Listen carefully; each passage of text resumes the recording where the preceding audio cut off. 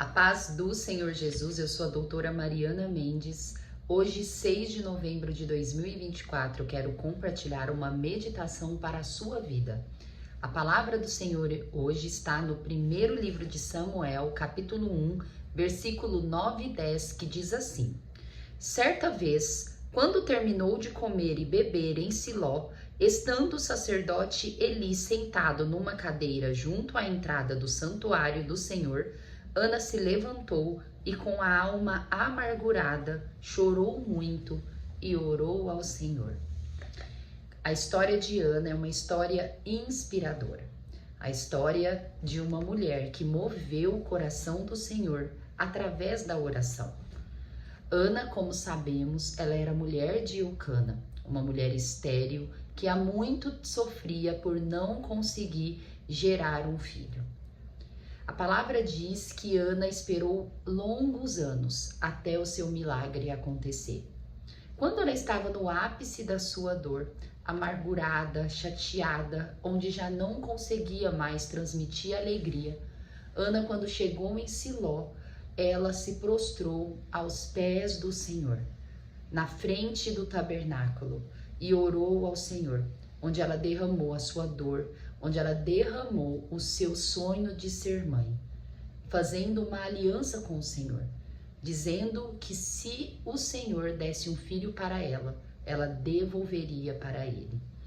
E após ela levantar, ela saiu de alma lavada, após ela chorar, após ela conversar com o Rei dos Reis, ela se tornou uma nova mulher e o milagre aconteceu na vida dela.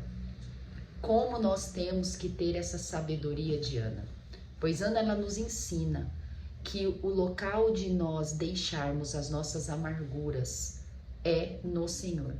Que a pessoa que nós temos que desabafar, que nós temos dizer os nossos sonhos, aquilo que nos chateia, a nossa crise emocional, é somente com o Senhor. Quantas pessoas que começam a viver uma frustração, assim como Ana, uma decepção, uma tristeza, passa a desabafar com qualquer pessoa que encontra, até nas redes sociais, começam a fazer postagens amarguradas. E não, esse não é o momento, não são as pessoas e não é o local correto. Todas as nossas dores têm que ser dividido com o Rei dos Reis, com o nosso soberano Senhor, com quem é dono do ouro, da prata, dono das bênçãos e dos milagres. Pois é somente o Senhor que pode mudar a nossa história e fazer um milagre acontecer na nossa vida. Talvez várias coisas não acontecem na nossa vida, pois ainda nós não desabafamos, nós ainda não teve uma sabedoria de expor os nossos desejos, sonhos e planos para o Senhor. E também ainda não fizemos uma aliança com o Senhor. Pois nós, cada um de nós fomos criados para a glória do Senhor. Nós fomos criados para servir ao Senhor, para fazer uma aliança com Ele e cumprir o nosso propósito aqui na terra. Que Ana possa nos inspirar a desabafar mais com o Senhor, a orar, a chorar, pois nós sabemos que muitas vezes o choro gera alívio, o choro faz a nós nos tornarmos mais leve. Quantas vezes estamos amargurados, angustiados e nós choramos nos pés do Senhor, desabafamos e nós conseguimos nos restabelecer, restabelecer a nossa paz, restabelecer a nossa plenitude. Pois é como o salmista diz, o choro ele pode durar uma noite, mas a alegria ela vem pela manhã.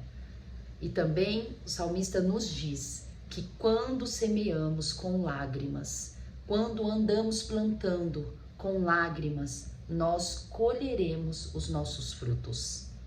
A meditação de hoje diz assim: desistir de orar e de acreditar é dar mais crédito à nossa compreensão do que a vontade do Pai. Muitas vezes nós desistimos mesmo.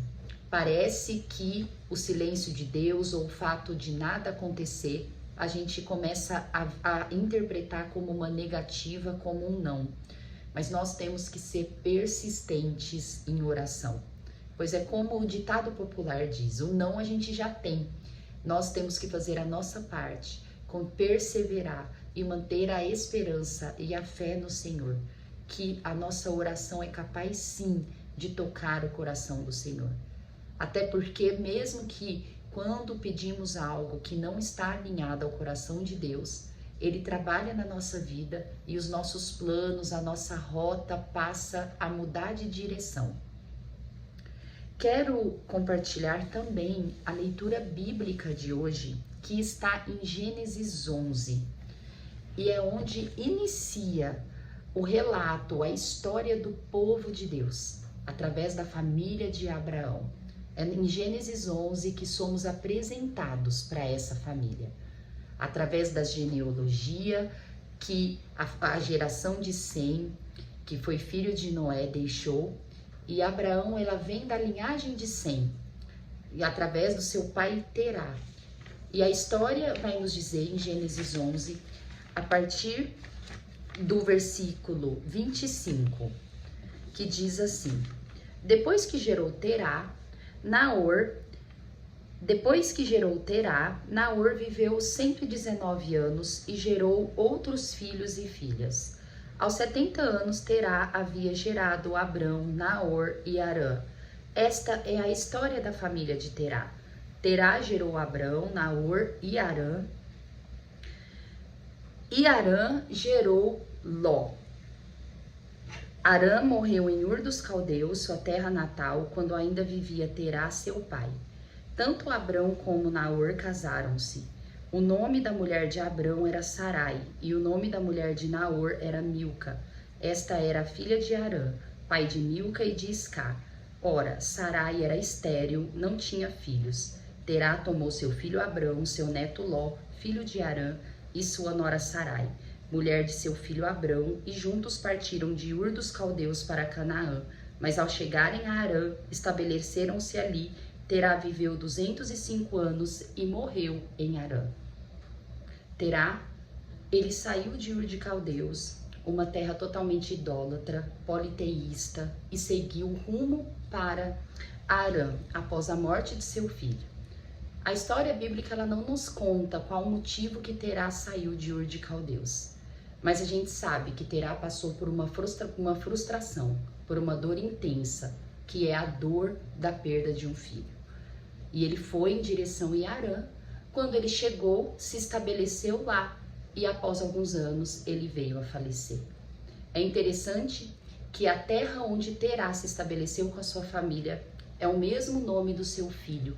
Parece que aquela terra dá-se a impressão que paralisou Terá novamente e fez ele ficar lá, até o leito de morte. Quando eu medito nessa passagem, eu tenho realmente essa impressão que Terá ele se moveu pela dor, mas quando ele chegou numa terra onde possuía o mesmo nome do seu filho, parece que as recordações, a dor, o luto, fez ele parar e se estabelecer naquele local e viver até os últimos dias da sua vida. Nós que temos Deus, nós precisamos sim dedicar em oração, pedir visão e direção sempre para o Senhor, para nós conseguirmos superar as nossas dores, as nossas lutas e seguir rumo ao nosso propósito. Através dessa família, Abraão vai ser o escolhido, onde Deus se revelará a ele, e toda a história do povo de Deus até os dias de hoje começa ali. Que nós possamos entender que tudo que acontece na nossa vida tem um propósito. Assim como teve o propósito da família de Abraão sair de Ur de Caldeus e começar a direcionar para uma terra, saiba que muitas coisas que acontecem conosco, talvez nós não entendemos, não compreendemos, mas isso gerará um propósito e uma história que dará grandes testemunhos. Que essa palavra possa fazer sentido para a sua vida. Amo vocês em Cristo Jesus. Até amanhã.